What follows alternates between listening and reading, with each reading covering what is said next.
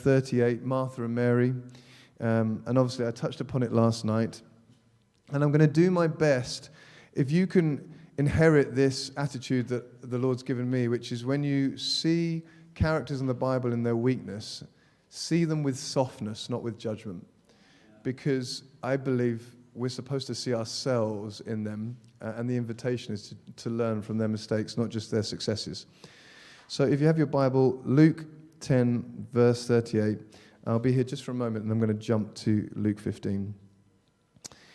So it says this, "Now as they went on their way, Jesus entered a village, and a woman named Martha welcomed him into her house." So I want you just to catch this. It's Martha's house. Martha welcomes Jesus into her house, and he comes. And she had a sister called Mary who sat at the Lord's feet and listened to his teaching. Now, first I want to say there are many leaders and people that are happy getting the presence of God in the house, and that is a measure of success. We all want the presence of God in our house. But that's just the doorway into the heart of God. And many stop there. Many are happy getting God in the house, never knowing that once he's in the house, what you do with him then is key.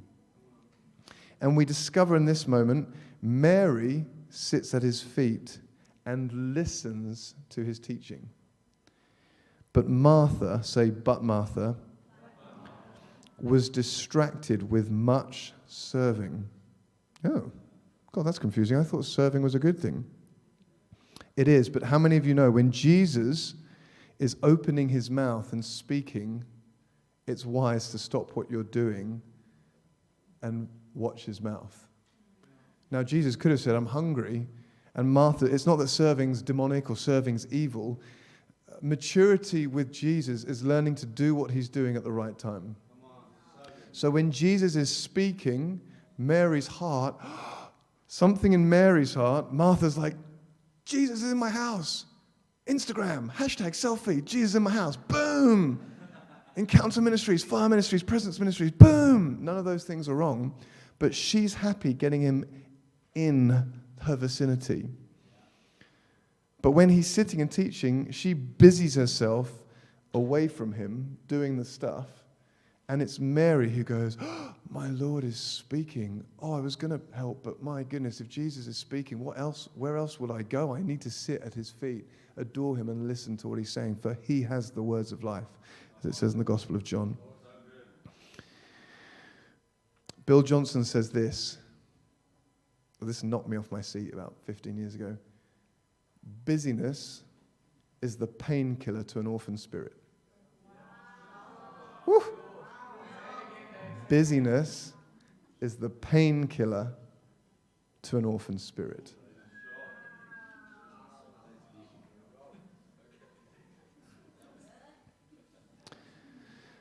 So Martha was distracted with much serving, and she went up to Jesus and said to him, "Lord, do you not care that my sister has left me to serve alone? Tell her then to help me." This is what that orphan spirit, that religious thing does to us. When we are comfortable in proximity, remember I mentioned briefly last night the disciples in proximity to Jesus at the table. When someone isn't satisfied by just being around the presence, but actually has to affect Jesus, actually has to be in connection with him, often what is first provoked in us is judgment. And she says, "Lord, do you not care that my sister has left me to serve alone?" You can hear the judgment, the accusation, not just towards her sister, but towards God himself. I can always tell when God is revealing religion in me, because it always comes with this sense of lack.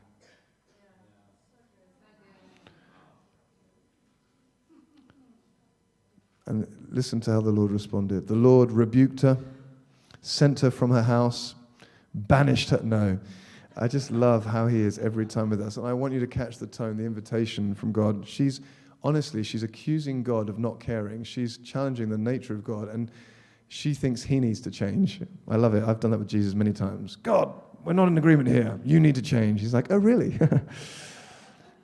But even in his correction, he uses her name, which I think is glorious twice. He says, Martha, Martha. And he reveals the source of what's really behind her serving. You are anxious and troubled about many things, but one thing is necessary. Sometimes service as Christians is the easiest place to hide. We're uncomfortable in our own skin. We feel disconnected, and so we busy ourselves in our activity. It's like a painkiller, as Bill says, a substitute to the awareness that we're actually just at a rush on the inside, feeling. I've seen this actually a lot with some of my dearest friends in South Africa, live in America from South Africa, but somewhere it seemed to come on like this false responsibility. I've seen it particularly on the women, actually. They have to wrestle with this devil, this sense of being responsible. Martha's got Jesus in her house. Is Jesus doing well? It's all anxiety, but we nobilize it. We call it something else. And pressure. Wait. Oh no, I'm just doing this to make sure you're having a lovely time. But it's not out of the spirit. It's not out of faith. It's not out of rest. It's out of like an anxiety, a busyness. And the Lord doesn't get angry about it. But when she challenges Jesus and confronts her sister, Jesus gently steers her to truth. He says, oh, Martha, Martha, sweetheart, I see your anxiety. I know what's driving this. I can't rebuke your sister. She has chosen the better way. And the invitation is, you can now choose it too. You guys good? So in this first passage, simply the invitation is to choose intimacy over proximity. Don't think just because you have Jesus in your house, the presence in your house, the work is done. Many are satisfied in a different room, having Jesus in the house. Looks great on Instagram. But the secret to intimacy is going, okay, God, I got you in my house. How would you like me to respond? Are you hungry? You want sandwiches? You talking? You want me to sit at your feet? You want me to wash your feet with my tears and my hair? How can I respond to you in this moment? That's the key. The spirit of curiosity, not just being satisfied near him, but wanting to do stuff with him. So then we jump to Luke 15. It's famously called the prodigal son.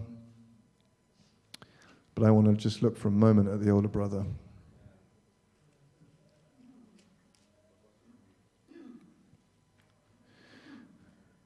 So Luke 15, verse 25. Hopefully you know the story and you'll see the theme real quick. Between what religion tries to do, it tries to steal with this sense of lack, this feeling of not enough, of having to earn what God has already done. So verse 25, the son has returned, the prodigal son. Now it says, verse 25, now his older son was in the field, and he came and drew near to the house. He heard music and dancing. And he called one of the servants and asked what these things meant. And he said to him, your brother has come, and your father has killed the fattened calf, because he has received him back safe and sound. It's a great moment for great celebration. But he was angry and refused to go in. His father, this humble, loving father that we have, comes out and entreats him, implores him. But he answered his father, look, these many years I have served you, and I have never disobeyed your command. Yet you never gave me a young goat that I might celebrate with my friends. But when this son of yours, notice, no longer a brother, this son of yours came, who has devoured your property with prostitutes, you killed the fattened calf for him. And the great tragedy of religion is exposed in this moment. The father responds to him, son, you are always with me, and all that is mine is yours. It was fitting to celebrate and be glad, for this your brother was dead, and he is alive. He was lost, and he was found. I want you to see the connection, both stories. Both Martha and the older son are in proximity to God. They're around him. They're serving him. But in both passages, their motive is exposed when someone close to them desires intimacy and connection with God, and the motivation, that busyness to numb that sense of not being enough, having to work and strive for the love and the affection of God, is exposed in that moment. I want you to see the crazy contrast. Here, the older son is complaining about a young goat. You haven't given me even a young goat. This is religion to the T. This sense of lack, just like Martha. Look, do you not care, Lord? Now he's fussing about a young goat. Where's my young goat? And the Lord then says what's actually true. Son, you are always with me, and everything I have is yours. You have been slaving all these years thinking you have to earn a young goat, and this entire kingdom is ours together. That's just crazy what religion can do to you. When you are infected, when you are captured, when you're enslaved by this idea that you have to please God or earn his affection or earn his favor, and the gospel says he did all that for you. The crazy thought I had this morning is, when you busy yourself with all that doing, when the motivation is trying to get something from God, what's crazy to me in verse 31, he says, when he responds to him, Son, you are always with me, and all that is mine is yours. That was always true, but the son never thought to ask.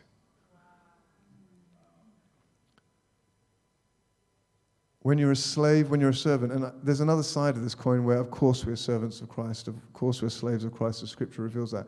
But when you don't know that you're a son, a daughter, the bride, all these intimate language that the Lord uses for his connection to us. Sometimes in religion, we are working for something that we don't know, that as sons and daughters, we just say, hi, Dad, I'd love to know, could I have a goat or two? Are there any spare goats around? It's like, oh, I have the whole flock. They're all yours anyway. But the Son, in all his busyness, in all his proximity, it reveals to us you can have proximity. You can grow up in the presence of God. I've seen this many times. Kids growing up in revival or genuine revival around God, around the works of God. But if they don't get connection, if they don't get intimacy with God, their hearts eventually grow cold. Let that not be said about us or our generations to follow.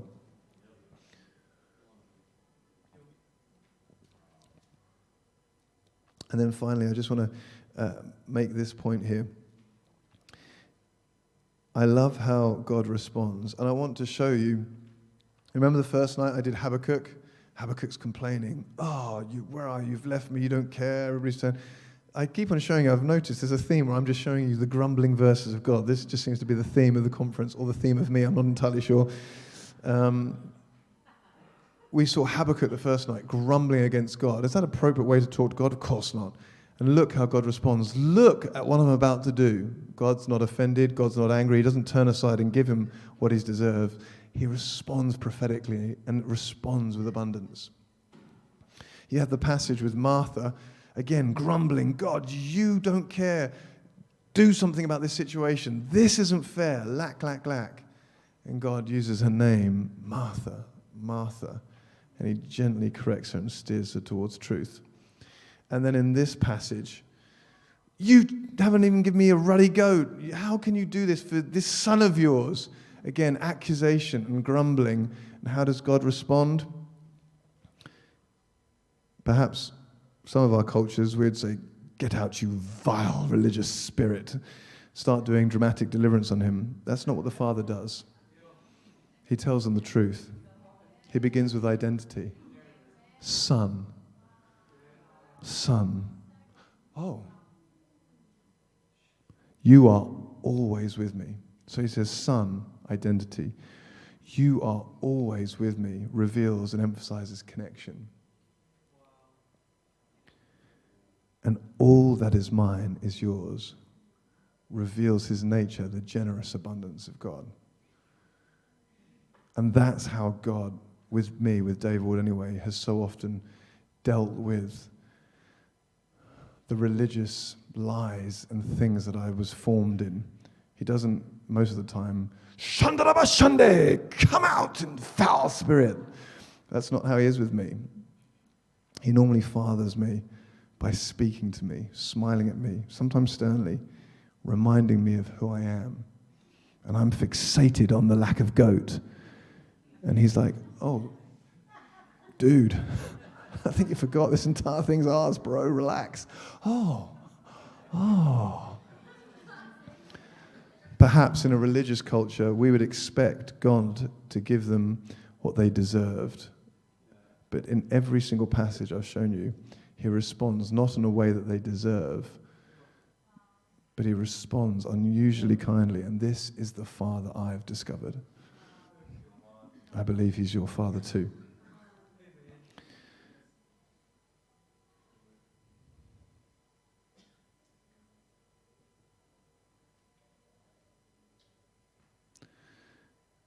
I want to give away an encounter and play a song which is part of the encounter, so I'll try and be brief.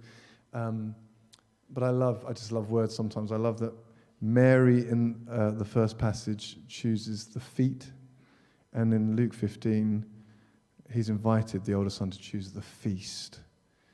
And I feel like God is inviting us over these few days to be a people that aren't content to hide in our service, as good as service is, but to be a people that choose the feet of Jesus when he's speaking, and a people that choose the feast of Jesus when he's celebrating.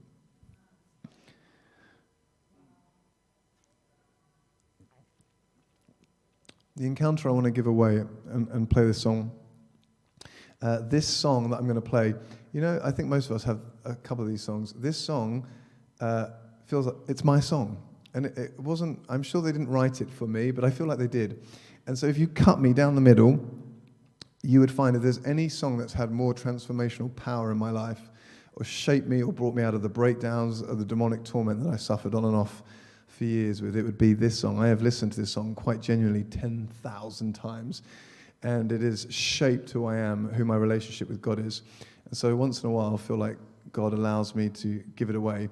And I'm fine to do that, as long as you know it's my song. Okay? So, but just to set some context, one of the most annoying things about me to the people I lead, my students, and they do this all the time, they'll ask me, how do you deal with comparison? How do you deal with jealousy? How are you comfortable in your own skin? What do you do with resentment? What do you do with bitterness? And I'm so annoying because my answer is, I still don't know.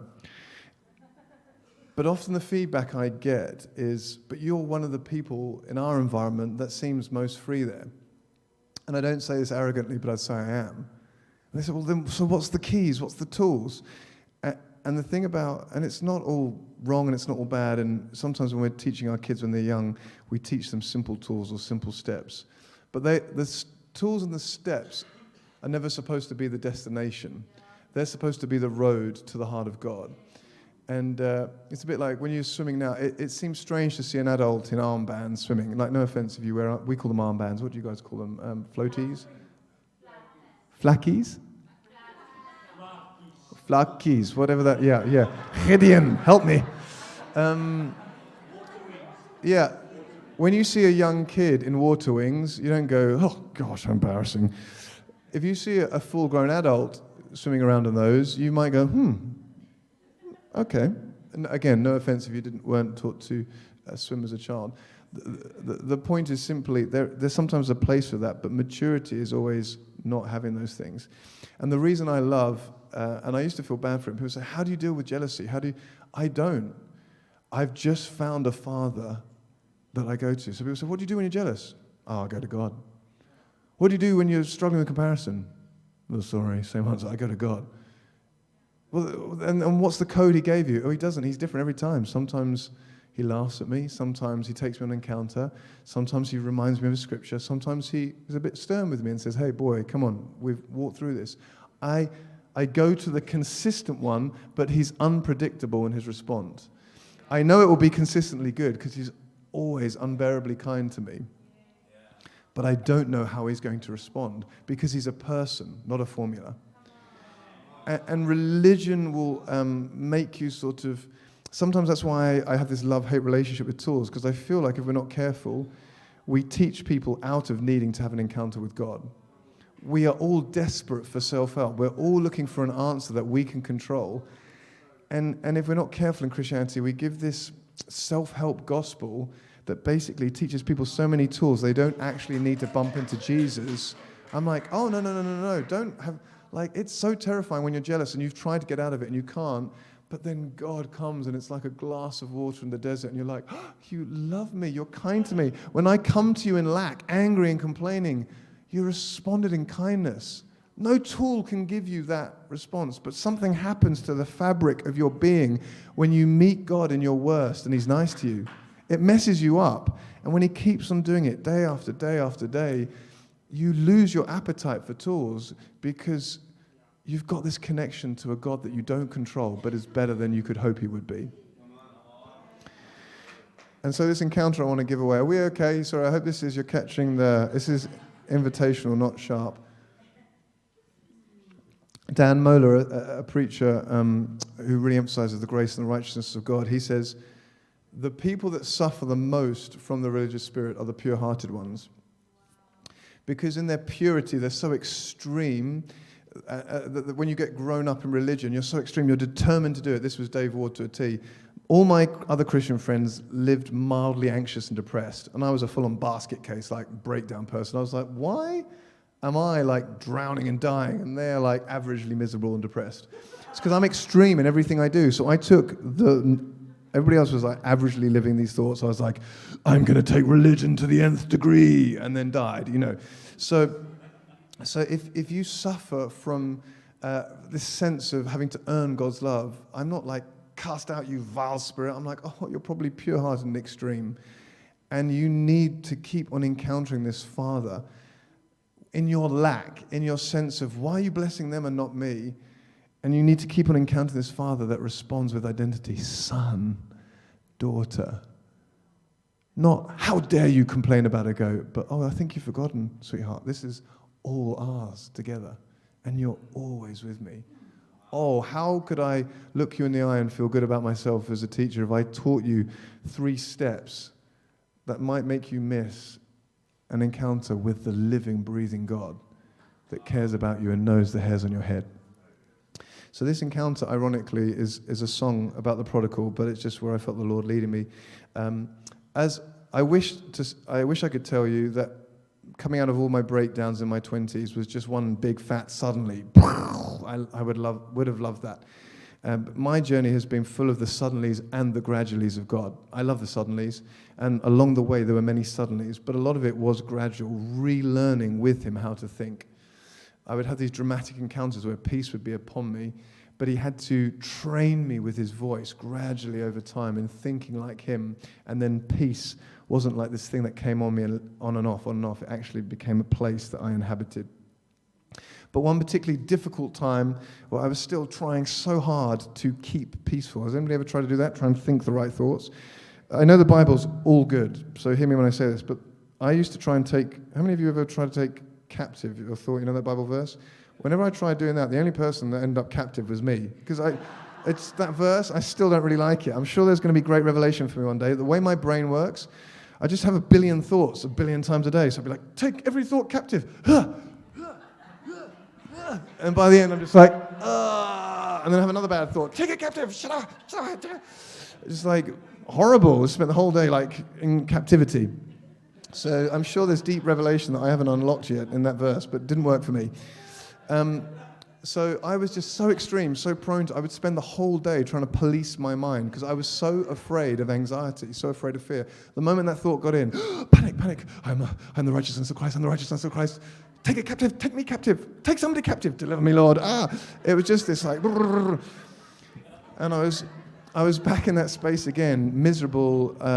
Before I went to BSSM first year, actually, just in this summer, we were trying to get money so we could go to BSSM. So I was feeling this pressure, like I have to keep this job, because if I lose this job because I'm so anxious, we won't be able to go to Bethel, and I need to go to Bethel. There was this whole sort of cycle, and I was back in this every day, just like tormented. I'd wake up at 4 a.m. B and I would jokingly refer to it as her alarm clock was me gagging. Like I'd wake up with like weight, like dark weight on my chest. I'd sit up in bed and eventually I'd gag, sometimes throw up. So we'd sort of turn this dark season just into like, oh, there's my alarm clock with me in the toilet. Like, no demons, I don't think, just anxiety, maybe a few demons. And in that season, it was just every single day, just every day was a battle. And then sometimes it'd be a good day, and I wouldn't know why. Don't move, don't breathe, just stay here, this is lovely.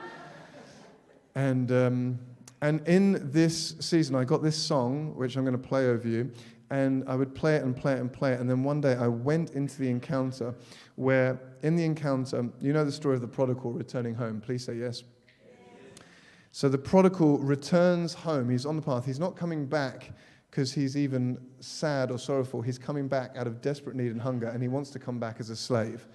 So he's coming back not because he's had this revelation of his sin, really. He's coming back because he's desperate. And the son returns home. He's walking along the road. You know the story. And the father sees him from a long way off and runs towards him. And I went into this encounter. This is going to sound strange, but I was in the shower and I was going through absolute, no jokes, hell. I'm in the shower and I'm going through absolute hell. And I go into this encounter, and in the encounter, I'm watching this scene play out. And I'm hiding behind a bush. And I'm peering out, and I'm watching this scene unfold. I'm seeing this dirty son walking along the road, and I'm seeing this father see him for the first time, run towards him, run as fast as he can, tackle him. There's this huge collision, and I can see this huge celebration erupting. And as I'm watching this play out, the question arose in my heart, wow, what must the son have done to deserve such a celebration? Has he won an award, the Nobel Prize? Has he become president? Has he, got great grades at school? Has he, solved world peace? What has he done to deserve such lavish celebration? And of course, you know the end of the story. He'd done nothing to deserve celebration. He was coming back in the moment of great filth and shame and betrayal. And the father grabs a hold of this moment, and the father understands something. If I celebrate you and go to town on you in your absolute worth, you have a chance of discovering your value, your worth. The son isn't getting celebrated for what he's deserved. The son is getting celebrated for who he is worth. The father takes all the risk on himself. The son, I love the story so much, the son's like, I'm sorry, and the father just ignores. The father, it's so risky, doesn't even find out. We like to say as church, what's their motive? Are they truly repenting? Father doesn't give a rip. He's just like, son! He's like, I'm sorry. He's been walking home like pre-preparing his apology. I'm sorry, Dad, I'm really dead. Doesn't care, just jumps on him, doesn't even find out what's your motivation. It just takes such risk in lavishing everything. I think the father was so confident in the explosion of celebration of his son. He's like, even if he's coming for the wrong reasons, this is going to transform his insides because he's finally going to get to see a father that celebrates him in the lowest place. So in this encounter, I'm watching this play out, and I have this revelation, which was huge for me at the time, so bound in my religiousness, which was, oh my goodness, the father celebrates him in his absolute worst. And suddenly then I moved from being behind this bush to I became the son walking up the road, desperate and broken. And I see the father running towards me and a long way off. And I felt the vulnerability of, I can't see his facial expression. Is he running to kick me? Is he running to beat me? Is he running to send me off the land? And you're watching in this fragile moment, seeing a full-grown man run full at you when the last time you saw him, you betrayed him and wasted his inheritance. Everything he worked for, you squandered. And you're walking towards him, and you can see the dust coming, and you think, oh dear, how's this going to go? Knowing full well he may beat you, and he could beat you to death. And then as he gets closer, you start to see the facial expression. You think, well, he looks intense, but I don't think he looks angry. And then you're like, okay, how am I going to start? How did I prepare on the walk home? Okay, Father, I'm so sorry. And when he gets to you, instead of this awkward moment, the father just tackles him, smothers him in kisses, just goes to town on him. It must have been the most extraordinary, vulnerable moment of discovering his value. So in the shower, I became that boy, and I'm walking back, bound in my torment, bound in my anxiety, bound in this thing that I've tried as hard as I know to get out of, and I'm still stuck in, and I get met by this father that tackles me and smothers me with kisses, ignores my apology, puts a ring on my finger at my worst, kills the fattened calf, and it did something in me eternal that I couldn't unlearn. What was funny in the moment was it was so profound and powerful for me that I ended up actually, I'm sorry if you're visual, but I was in this big glass shower. I ended up like in the fetus position, weeping. And I call it my 7-year-old girl cry. I don't know why, but when I'm really being touched by the Lord or delivered, this little, it's very high-pitched. You know, do you ever have those God moments where you're in a God moment and a part of you is also like outside going, that's an interesting cry? Well, it's those moments where I'm just like, the rest of the time I have quite a manly cry. But when God is touching like the deep, deep place of me, this little like girly cry comes, it's very high-pitched. And I'm in the fetus position in the shower, starting to cry and wail hysterically. And because Bee's in a season with me, my wife, of quite intense like ups and downs and torment and stuff like that, she bursts in and looks at me on the floor like, oh, what's happening? And she just goes, is it good or bad? Is it good or bad? And I'm just like, it's good, it's good, it's so good. And she's like, okay. And she just leaves me to it. And I just, And so maybe you don't want that encounter, but I'm going to give it to you anyway. But for any of us in the room, I'm going to play a song. I'm going to set us up for this song. It's by Jonathan David Helser. And the song begins, the first couple of minutes is just singing the actual song, but then he actually leaves the song and he starts to sing the prophetic journey of the son returning home. And I pray and hope that whether it's in this moment or afterwards, this song, I'm not going to find the words, but it just I have formed myself around this song. I don't know why or how it did that, but I believe it is the antidote to an orphan spirit. It is the antidote. The gospel of Christ, this ridiculous loving Father, is the antidote to that striving in us. Because when we discover, if you're like me, I heard a teacher say, you don't have to strive. I was like, awesome. Well, guess what Dave Ward did? I strive not to strive. And then I got more convinced. I was like, am I striving or am I striving not to strive? Am I now striving? It was just so good, like, take every thought captive. No, We need to keep striving into the Father.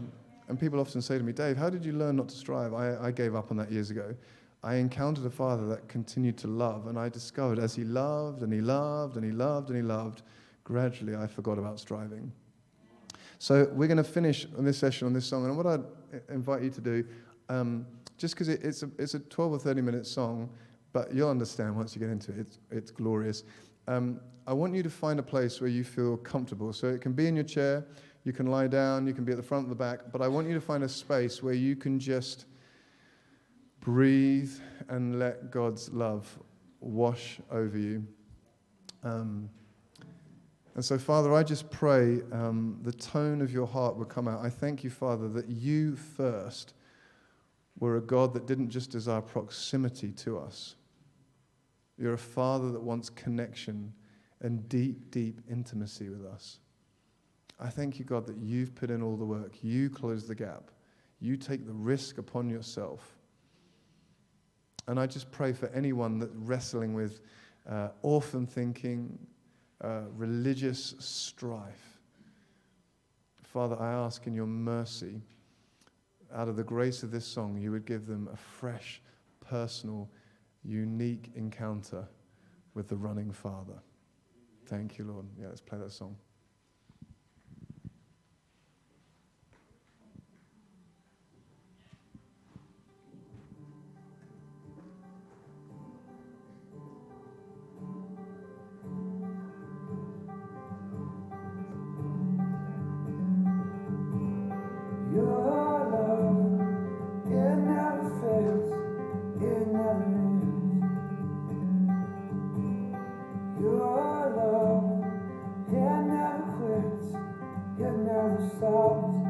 Chasing my soul.